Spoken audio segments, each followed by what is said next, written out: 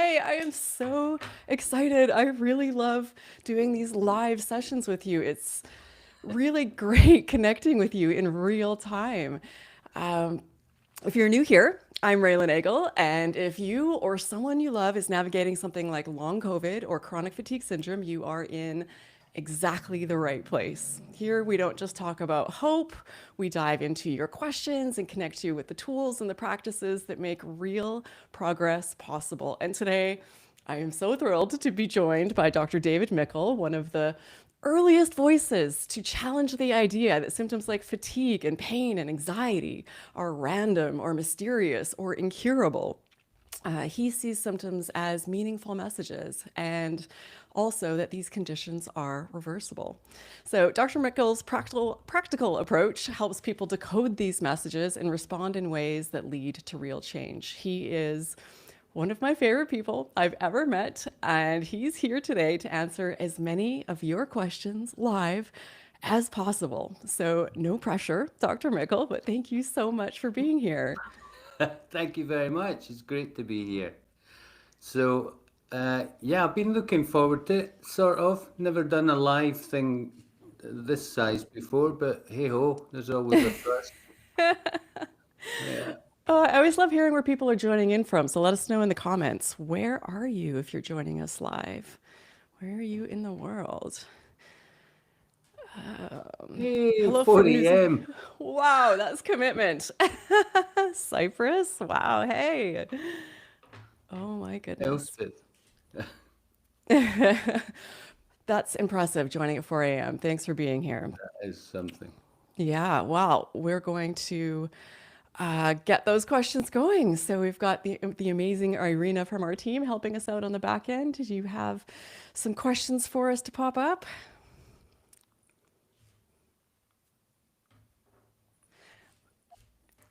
Okay, first question. For those people who have difficulty feeling the emotion in their body, but understand the process intellectually, do you have You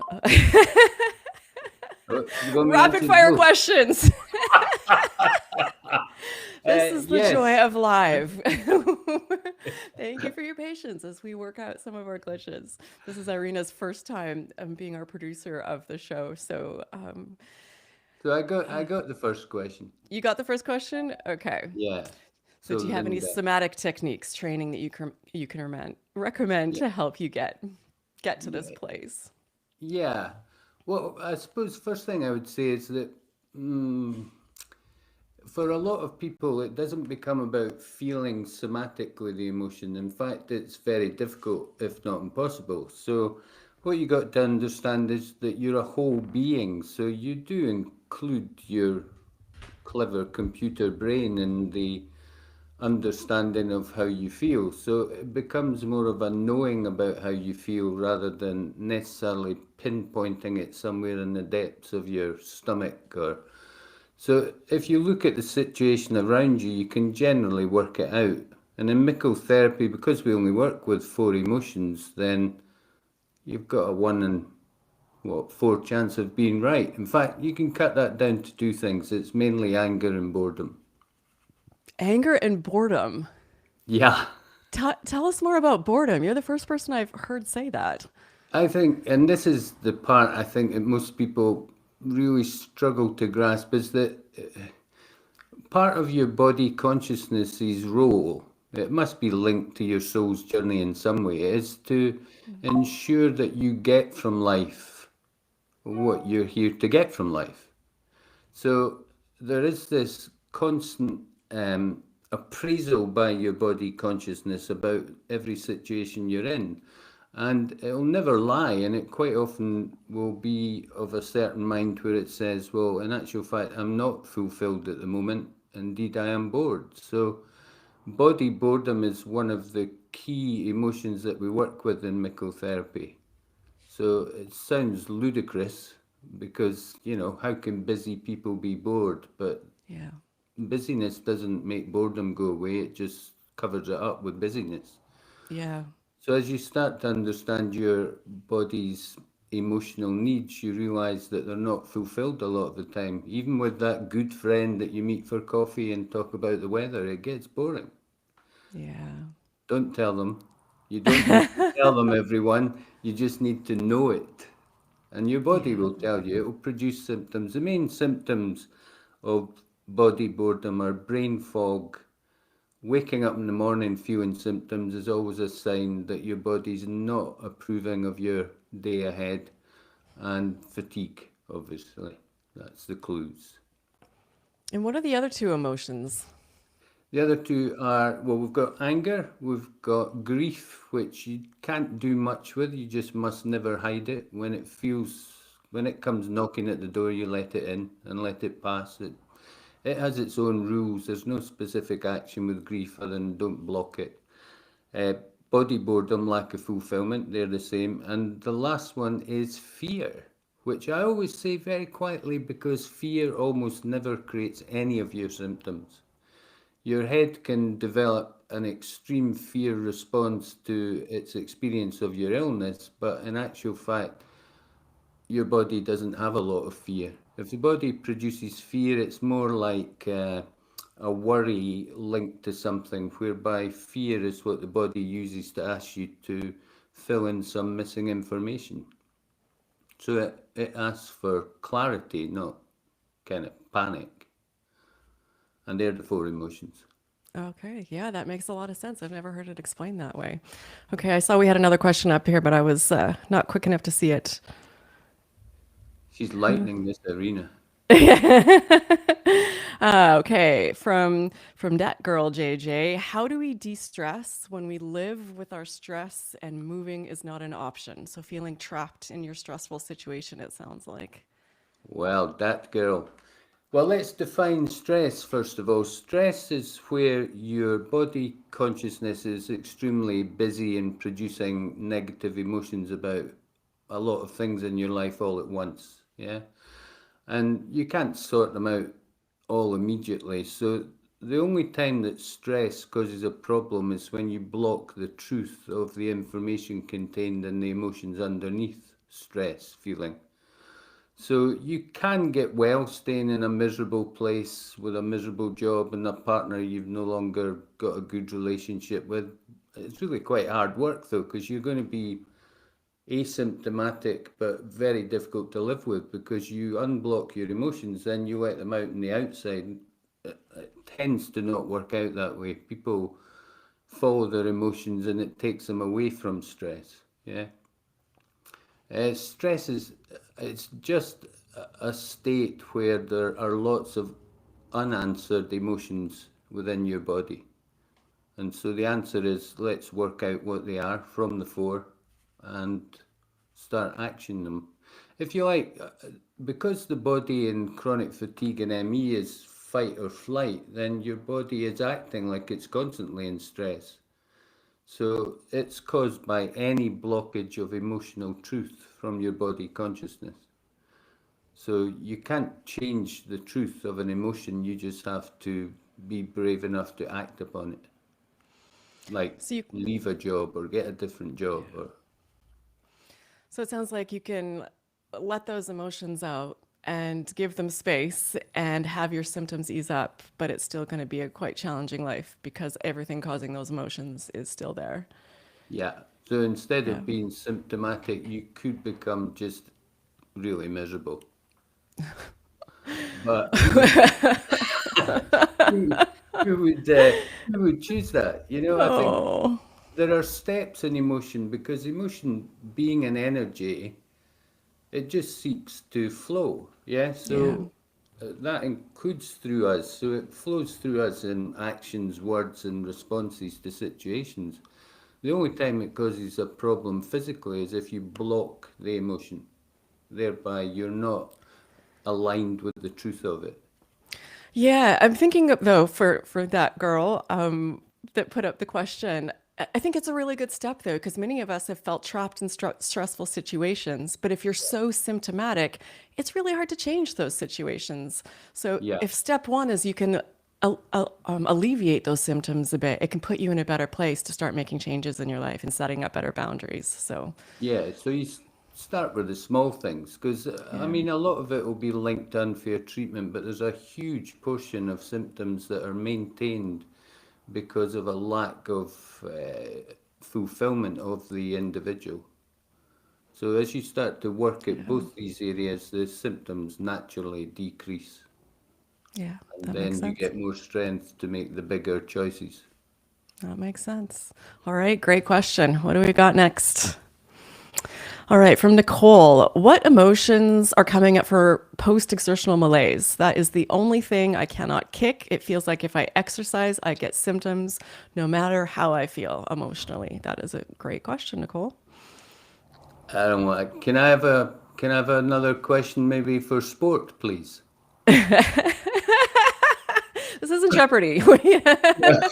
All right. Well, post-exertional malaise, PEM as it's called. Um, there are two factors going on. One is if you have any form of symptom, it means there's an unresolved emotion being produced daily. That's the only thing that can produce symptoms is blocked emotion.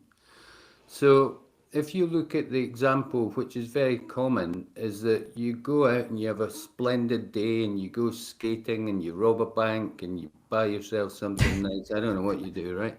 And then That's a the, ne- splendid day. the next day, because you're patterned to think, oh, I better take it easy, I'll be knackered after yesterday, you don't plan anything.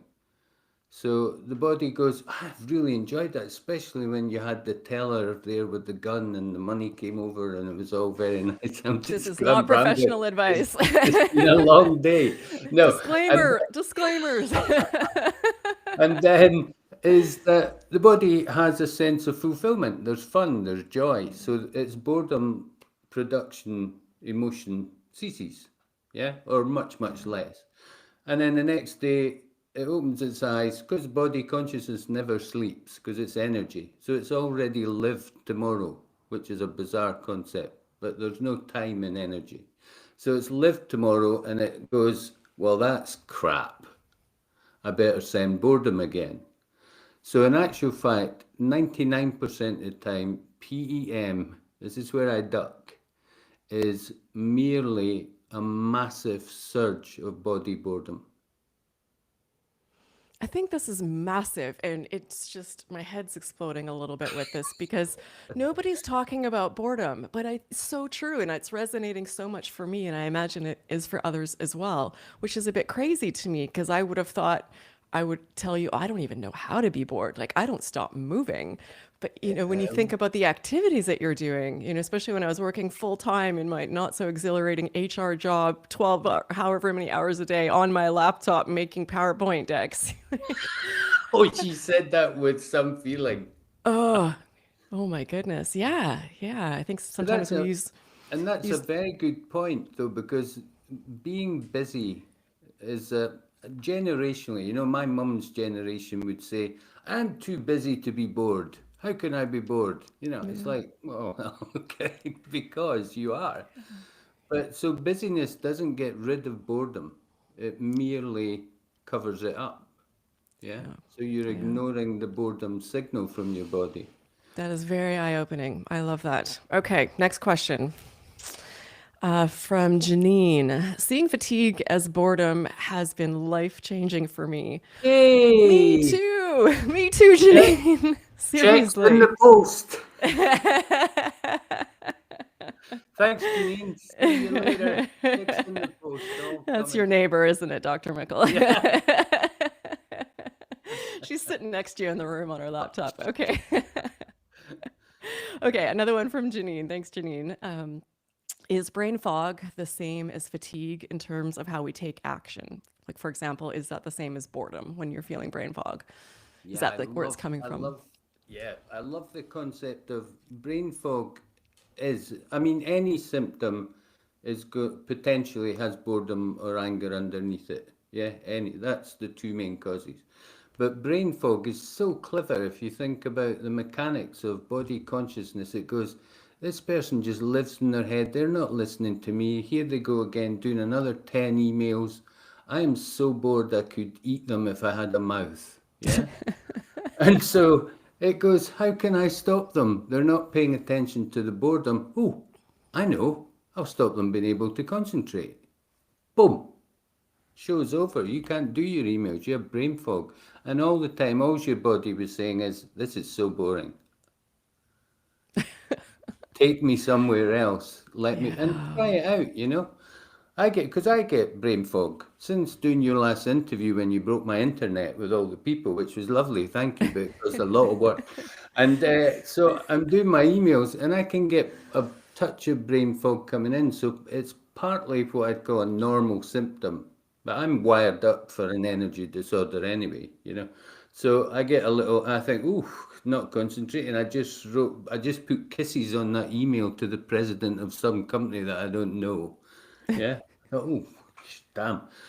And I think it's time to stop. So I go and do something else that's more fulfilling for my body. And I just keep trying different things till I find one. I Yeah. find watching crap telly pretty helpful, but I know it doesn't work for everyone. So yeah, brain fog is nightmares. They're, Oh, they're not. Ruth.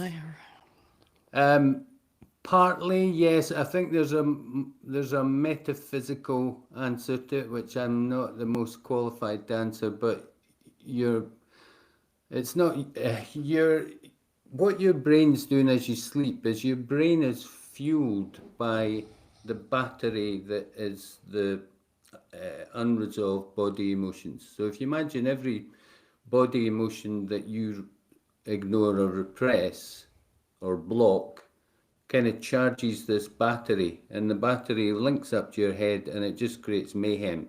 So this is what causes the overthinking, la la la. Nightmares in particular, I wouldn't pay much attention to them. Just understand that the best route to deal with them is make your body happy through the day. That makes sense. All right. Great question. Who do we got next? How to go about existential fear, since with symptoms, usually you can't work as much, so end up having financial troubles. Ah, Ruth. Ruth, is this what, Ruth. Nightmares and existential fear. Well, I think the two are probably linked. Um, the simple answer is be willing to face the truth. Yeah. So your body consciousness, the emotions it produces, it will never lie. It cannot lie because it is just a transfer of energy. That's all emotion is. It's communication. So if it communicates that, we are skint, we don't have money to do anything, then it doesn't say it's the end of the world. The body just then says, my job is to tell you that I'm unfulfilled. So seek fulfillment in another way. And I suppose it brings up the whole topic of what is abundance and how do you get it? Well, there's lots of people more qualified than me to answer it, but I do believe that it's just energy that is yours. And the only thing stopping it coming towards you is you're playing out a role that is not your full magnificence. Yeah. Well said. All And right. Who's the room next? went quiet. Delicious. So the answer to boredom is figuring out what you enjoy doing. I love riding horses, but I can't do that 24/7. Ah, good point. No, good golly. Yes, not So that advisable. you have to imagine that there are many aspects to your body's emotional needs. So it goes horse riding, like it, tick box, but then it goes, this part is not being fulfilled. I don't know, time with people who you don't need to try hard to have a conversation about the next cloud that's going to pass over the sun. Somebody just that sparks something in you where the conversation's easy and your energies flow. It could be innumerable things. You just need to keep searching beyond horse riding.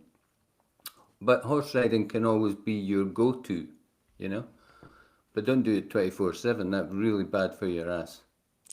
Not not great for the horse. Yeah. For the horse. Sorry, animal cruelty. Yes. Is that yeah? There are many needs, many parts of you that need fulfilled, and it's just about working out what they are. Good news is your body emotion of boredom, even though you don't like it, or if it becomes symptoms, is actually generated to guide you towards these things that you might not know about. You've Yeah. just got to allow yourself to follow it. So stop doing things you know you don't like where possible and just start having some joy. Yeah, it's interesting because so many people who talk about recovery from these conditions put a lot of focus on joy. They say, stop trying to recover and just start thinking about what brings you joy. And I know that can be difficult when you've got all these symptoms and it can feel like you can't Mm, do those things. So, what I tell people sometimes is start a joy list with two columns: joy mm, now and then joy soon. So right. joy now might feel very small, but when you start looking, like some of the people I interview say things like, I was bedbound, Yeah, but I could eat. So I'd really enjoy eating that orange. And I'd think about how crisp and juicy it was and, all the nutrients I was getting. And, someone else said, I couldn't do much. Full grown man. He's like, but I bought Legos. So now I play Lego for a yeah, few minutes every day and I build things. So you start building that joy now list and you'll start to see that there's more things than you actually yeah, realize you can do now. And the more you build that one, the closer you get to that joy soon. It kind of yeah. bridges that gap. So yeah, I think Yeah, it's, definitely. The other thing that's worth considering, because I've been playing about with it with some clients, is the use of Chat GPT. Is that if you introduce yourself to it in the right way, use the right prompts, which I'm going to put on the website, but basically you ask ChatGPT to get to know you. So could you ask 10 questions about me, gentle probing questions that will allow you to start to know me as well as I know myself? And it will. So you give it a name because it's now your friend, and then you can ask about, here's my interest, what do you think I should try today based on, well, I get them to say, Dr. Mickel's assertion that my fatigue is not here to stop me doing these things. And they get, just like you said, a list. It just seems to be, it's more expansive probably.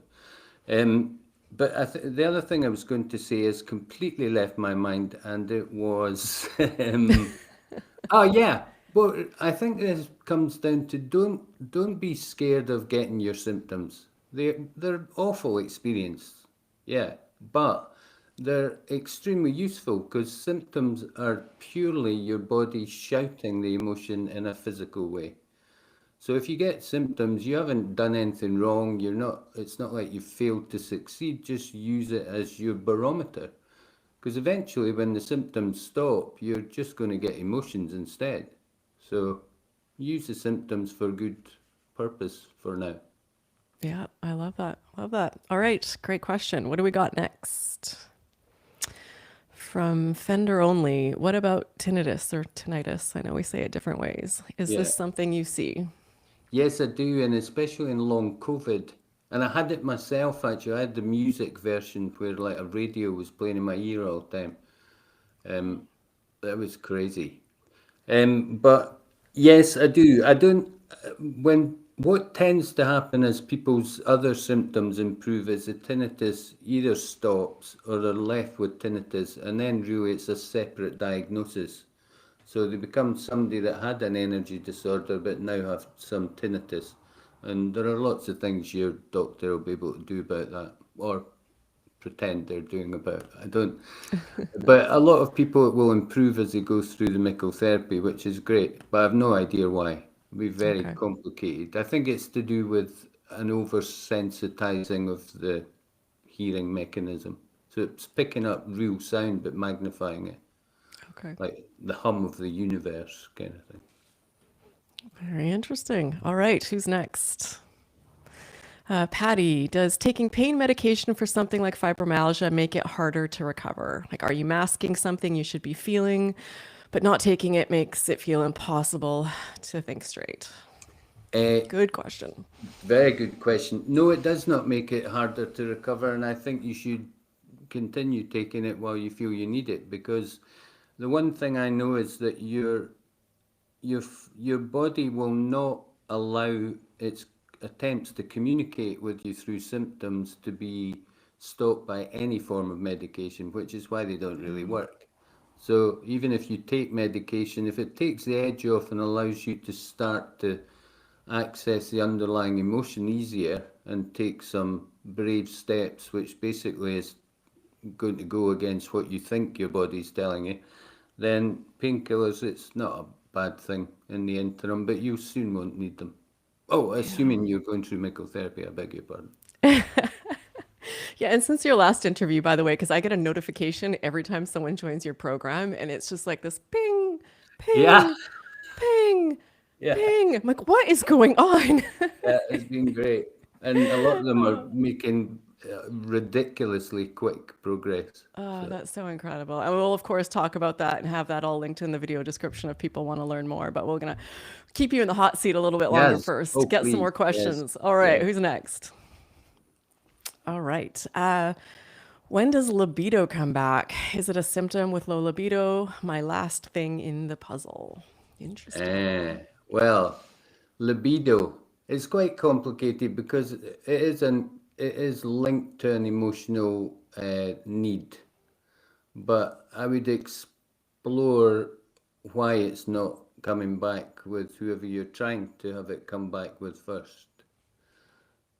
I don't know a nice way to say that. Maybe they've lost their spark with you. I don't know. But libido it's eros, and it's slightly more complicated because it is a human need to have closeness, intimacy, etc., and the act of sex. But it's complicated by the fact that you might not be aware that your body's not feeling that way towards the person. But yes, otherwise it's going to come back and everybody's going to be happy. All right. Next question from April. Any advice for severe insomnia, especially anticipatory insomnia, where you have something planned the next day? I'm not consciously worried, but my body just won't get decent sleep. Yeah. Well, on the recovery, I have a diagram. I don't know. You might have seen it if you've been near the website or one of my YouTubes. Thank you. I've got 6 people subscribed now. Thank you, really. Is that in the energy disorder? I have a model of energy disorder recovery, and quite often one of the layers is insomnia, both on your way to developing fatigue and on the way back from reducing fatigue and starting to recover. And it's the slowest to get better. That and IBS seems to be the thing that's as slow as it. But insomnia, for the time being, you need to act honestly with yourself in terms of the actions you take need to be based on someone who's deprived of sleep. So whatever you do, you take that into account. So, you say if I was up all night tonight, then tomorrow would be a different day than if I had, sort of thing. But yes, it does improve because, as always, insomnia is a sign of an unhappy body through the day. So make it happy and watch what happens. I love that the general message here is just we need to live better lives and be happier people. I mean, what an incredible thing. It's such a Yeah, good message. It's very inspiring. Like I'm allowed to focus on being happy. I didn't even know that was on the table. That's not yeah. what the society is telling me. Happiness No. doesn't matter. Happiness comes maybe in 30 years after you've done, When you you know. retire and then die. Yeah, exactly. Yeah, but Yeah, not let's before not wait then. that long. Yeah. Not before then. Okay, next question. Kayubi, what is your experience with patients who also have OCD? I'm concerned about the techniques becoming a compulsion and would appreciate your thoughts on this. Really good Okay. question. So OCD arises understandably because it is linked to anxiety. So your body uses anxiety to tell you that it's producing anger and boredom, right? It's not fear. The body is not fearful when anxiety arises. So it doesn't need to calm down. So don't try and calm it down. Yeah? The body does not need to calm down. The head takes it and turns it into a fantastical narrative of complete and utter terribleness. Anything can happen in that place. But the other thing the head does with anxiety is it gives it something to attach to. So it goes, this is not a comfortable feeling. Let's make it this behavior. If I do that, we'll feel better. So it becomes a behavioral kind of choice. Um, So if Mickel Therapy becomes your next OCD choice, then that'd be great. That's not going to cause you harm because you're just going to be focusing on your body emotions. But OCD is just, again, another label. Focus on the underlying root cause, which is unanswered body emotions, and it all falls back into place. All right. Next question. Adam, hey Adam, if a healing program is boring, could it make your symptoms worse? Where does Adam live? Adam, I love that question That's a very so good much. Yes, it would make your. Well, there's two parts, two ways to answer this. If it's working, it will not be boring. Right. If it's not getting you the results that you expect, then you either need a session. If you're talking about Mickel Therapy, I'll be very surprised. It's not boring. Because I would I would turn be it. too. I'd be very surprised.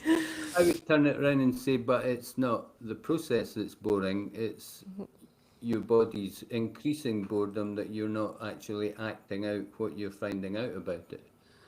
But yes, things that are boring, there's a lot of, everybody's tried so hard to treat these conditions, yeah, and some of them have come up with incredibly intricate and complicated things that you do, kind of rituals that you do when symptoms come. And that can get really boring to the body because it says, will you stop it? I'm right here. Stop ignoring me. Here's how I feel. Now, show me that you understand by acting it out. Then you don't get symptoms. Makes sense. All right. Next up, we have Jackie. Hey, Jackie. Does Mickel Therapy help with MCAS and MCS? Yes, Jackie. So now they're what I call complicated effects of the condition of the hypothalamus being overwhelmed. So it just makes your immune system respond to things that it shouldn't. Yeah, so you become sensitive to all sorts of things, and it messes up your mitochondrial function. But that's downstream. If you come back upstream, you come to an overwhelmed hypothalamus, and if you keep going upstream, you realize that it was all being triggered by blocked negative body emotions. So don't work down there because it will just keep reproducing itself. You have to go up and work with the emotion. Makes sense. Yes, it does. It would be Yeah. my short answer. Yeah, I was recently interviewed by someone else on their channel on this topic, and it was surprising to me the significant overlap between recovery between all of these conditions. It's all very relatable, coming from similar core issues. Seems to be a lot of benefit to not get too tied up with some of these diagnoses and more focused on why the symptoms are there. Yeah. All right, who's next? Sarah. Hey, Sarah. Hi, Dr. Mickel. Oh, hi. Dr. Mickel talks about emotions being behind the symptoms. What if I wake up in the mornings with muscle pains and burning sensations, feverish? Should I ignore the symptoms and go on with my day? Good question. Very good question. No, we never want you to ignore symptoms. We want you to translate them into the blocked emotions that are occurring in your life today. So there might be things that are producing anger that need boundaries put up. You need to work on that first before you can expect to be able to leap out and then have a joyful day. But ultimately, it comes down to, at some point, you realize that your symptoms in the morning, once you've dealt with some other things in your life, are basically that your body is unfulfilled. Therefore, you think, am I brave enough to try that out? Yes. So you take your fluey, horrible feeling and you have a brief but enjoyable, joyful moment, then your symptoms will reduce. So it's not like I don't, when I treat people who are bedbound, I don't say, up you get. Let's come on, up you get. Where's the horse? Get on it. Where's the horse? It's not. That would be madness because Yeah. their hypothalamus is still overwhelmed. So Yeah. I'm just adding further insult to the overwhelmed physical body. So it's about unpacking a little bit. So you unpack all the emotions that are arising today, especially anger sources, and then you can start working on fulfillment and body boredom. So there's a All right. conjoint, which that's, I mean, I designed the Mickel Therapy online course in the way I did for that reason. It wasn't an accident. It wasn't. All right. Who do you got next here? Sarah, my nervous system doesn't like weather changes, and I get flu-like symptoms every time that stick for a while. How can that be if emotions are behind it? How can the weather be impacting how she feels if it's to do with her emotions? Okay, so the nervous system is in a primed, dysregulated state because the hypothalamus, in its overwhelmed state, is just not keeping it balanced. So it's responding to things that don't make any sense. Yeah. Why? Well, the weather's crap. You just be like, well, the weather's crap. But because your nervous system is so impacted by the overwhelmed hypothalamus, which is caused by underlying railing body emotions. Thank you. Oh, sorry. Sleeping at the wheel here. Is because I'm of the awake. emotions that have led to the hypothalamus that have then led to the nervous system dysregulation.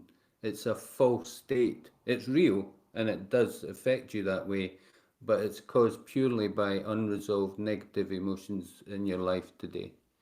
So you just won't enjoy weather change until you start to resolve what's going on in your body. There are, I mean, a lot of different people that come at this from different ways. I'm throwing in my own question here. Okay. Some people talk about how what's happening is that you have you're stuck on high alert. You have an overactive nervous system, an overactive threat assessment, and it's just reacting to Reddit and the news and your Yeah. emails and traffic jams. Yeah. And really, what it is about calming down that nervous system. So, is it ever the case that that is purely what's happening, or is there always a link to emotions, something bigger in your life that's going on? Well, not always bigger or a cluster of small things that you're just Okay. either not aware of or you've become programmed to not notice happening. But no, it's a bit like, well, if your nervous system is dysregulated, it's very sensitive. It's like something drops in the house and you get Yeah. it drives you crazy. You get symptoms for the next 2 days, sort of thing. It's purely that's not its normal state, but it's not a disease as such of the nervous system because remember, nothing is broken in the body. It feels good. It just feels a little bit angry that it's not being listened to, I would imagine, or at least I would. If I was constantly trying to get your attention, you didn't hear me, I'd create symptoms. Yeah. But this is why I think the hypothalamus is, it's why I think the hypothalamus. I'm very glad you're not my nervous system. I'm picturing you in there like throwing punches and Yeah, you're pulling right. my hair and Yeah, have some fibro.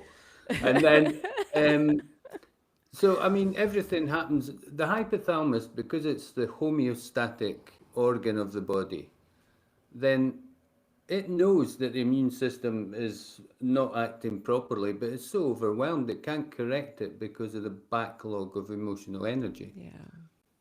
So again, I mean, it makes sense to me why if I feel nervous system jangling terrible at anything, that I want to try and calm it down. But at best, it's like taking a painkiller for a knife sticking in my backside that needs pulled out. Yeah. And we hear that a lot from people, and that they can reduce their symptoms by calming their nervous system Yeah, but then they'll come back because they're yeah. not addressing all the underlying things that No, those are that's it. still there. So yeah, Yeah. yeah, that makes a lot of sense. All right. Next question.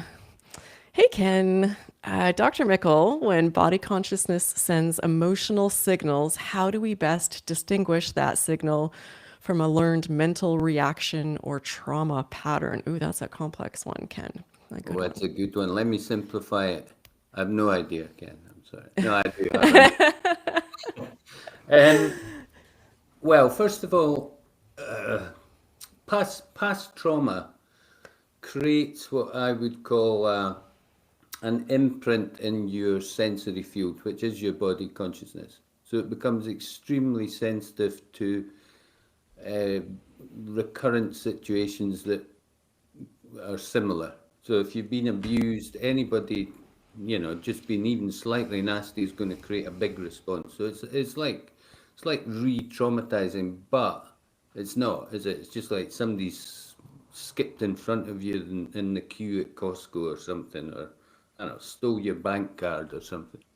But that is still the same emotional base, which is anger and hurt. Why would people treat each other like that? So there is a layer of that, but the one barometer of whether it's body consciousness or not is that if it produces symptoms, it cannot be your head, and the trauma effect is actually linked to something much, much less, but energetically, emotionally the same today. So an unfairness happens, that can trigger a feeling like it's a trauma back. But as you deal with the unfairness, you heal up this imprint in the sensory field, and you stop having this. It just calms down. I don't know why. I don't really understand energy, even though I talk a lot about it. But importantly, it's not your. What I'm trying. The premise of the physical body is the body consciousnesses, because it's all energy. The mental field cannot create symptoms. There's a biggie. Unless the body consciousness is actually producing an emotion that the head has hit on through one of its narratives. And it is not your experience or what you share that everyone has to unpack and resolve every trauma they've ever had since childhood. You don't need to be in this. No. No, Yeah. no, well, one, I think it sounds bloody awful. If that's therapy, I'll just keep my symptoms. Thanks very much.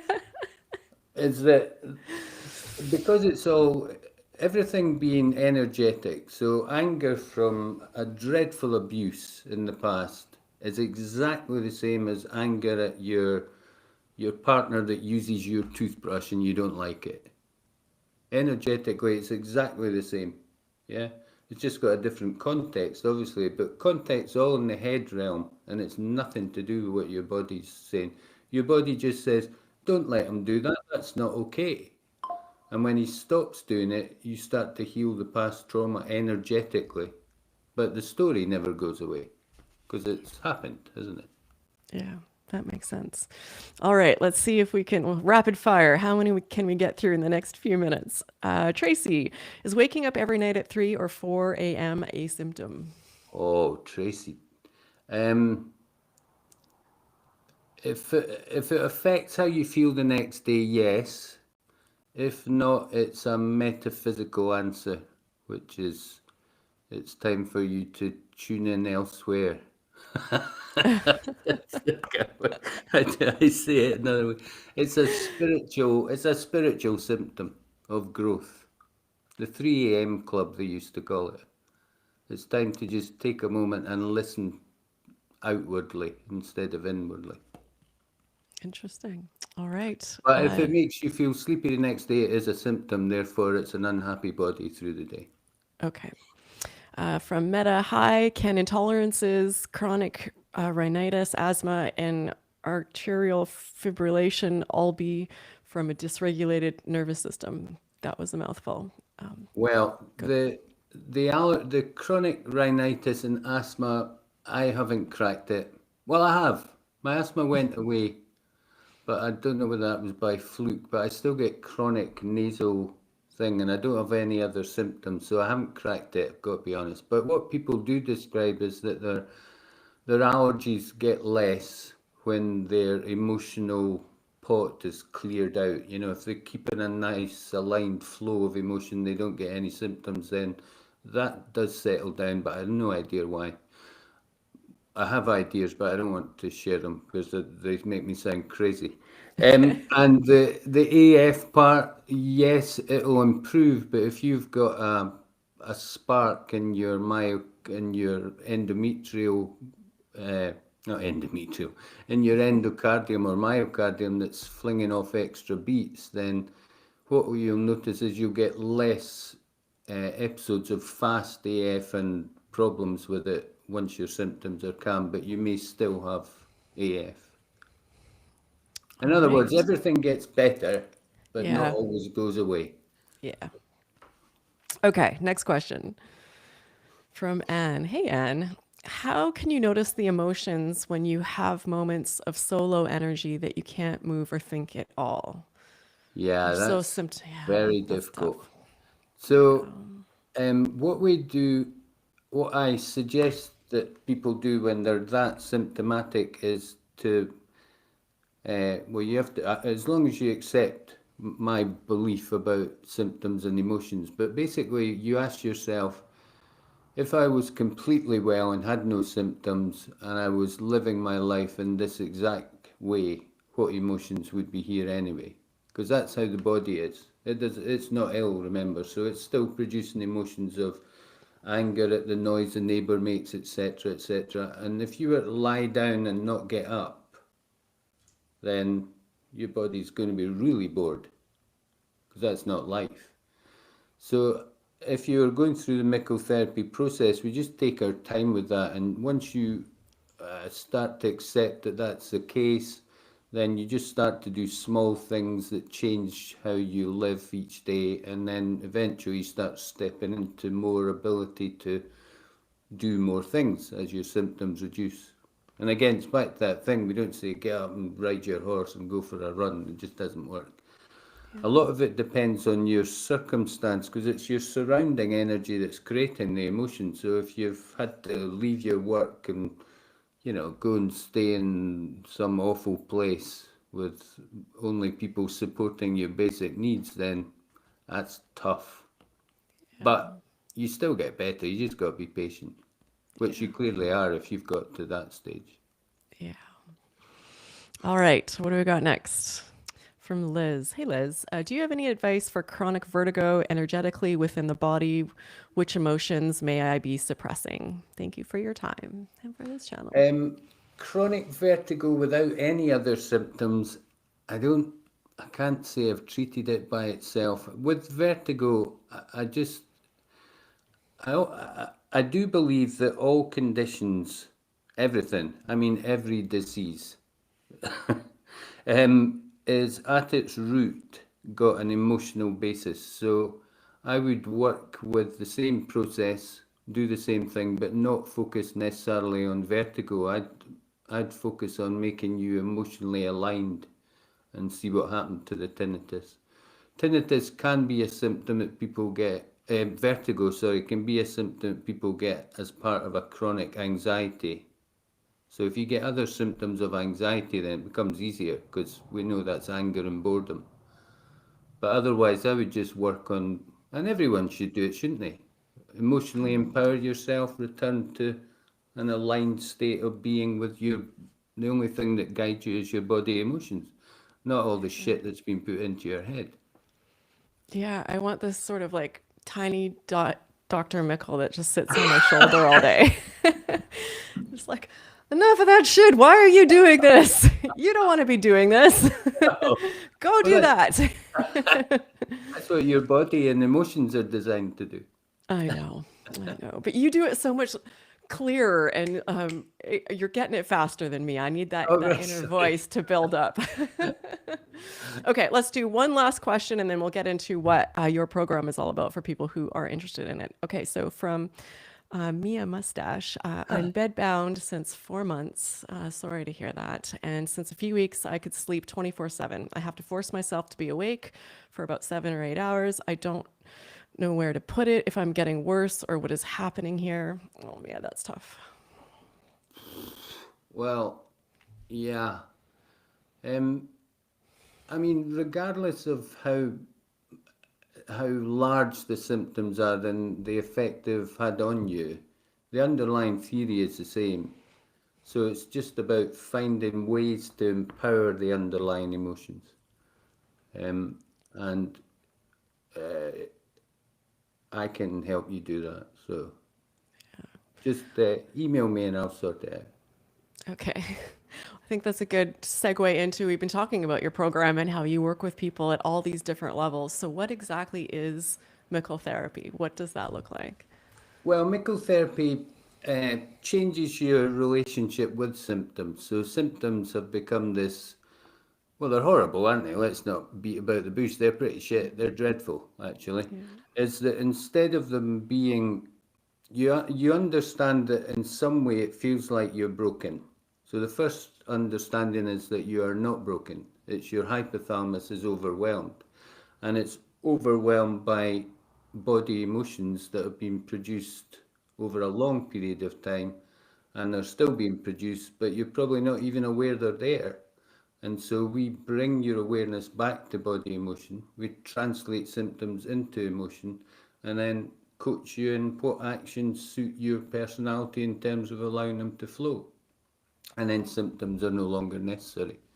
So the course is broken down into modules because people like value for money. I could just done it in one video, but you wouldn't have liked it. So I've done several. There's about 17 lessons with videos and small amount of text, and with the option of having coaching as you go through it. You can buy packages that include coaching, or try it on your own, and you can always get coaching, buy it separately. And if you think you can't afford it, then make a good case and we'll see what we can do. That's amazing. Yeah, I've interviewed so many people who have mentioned you and your work, and it's just so great to have you back here doing all of this. And of course, all of this is linked in the video description, so people take a moment to check that out. Some really great stuff there from Elspeth. Love this chat with you both. Dr. David's humor makes you feel better just listening to him and his wisdom. Thank you. Agreed. Agreed. I could do this all day. Thank you so much, Dr. Mickel, for being here. This has You're been welcome. incredible. I really appreciate it. We put a lot of questions your way, and you did. This was really incredible, really informative. So Anytime you like. yeah, and thanks to all of you who joined us live. If you're great, you had incredible questions. Keep them coming in the comments. If you're watching this after, we'll do our best to get to them. And of course, check out Dr. Mickel's therapy program, and we'll also link his YouTube channel, which I promise has way more than 6 subscribers or whatever he's claiming.